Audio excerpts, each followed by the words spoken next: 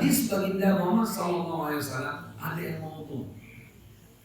Hadis baginda Muhammad SAW ada yang martabatnya dhaif. Tapi jajah, maling kuda, tapak tuan, dan bla seolah-olah muttafaqun alaih. Maka kalau itu ada nilai kebaikan dan logika, percayai boleh. Tapi jangan diimani itu mesti benar, tidak.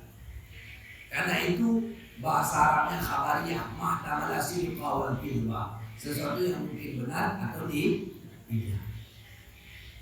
Kalau kita bilang di Takemon, cerita Takemon, kita udah bilang orang Takemon itu keturunan anjing.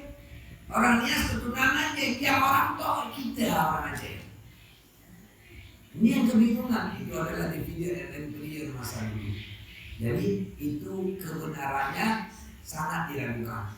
Meyakini itu benar malah salah. Tapi kalau kita sekedar percaya boleh, karena tak ada dalil yang nyata. Jadi tak ada itu. Tapi untuk kebudayaan ya silakan.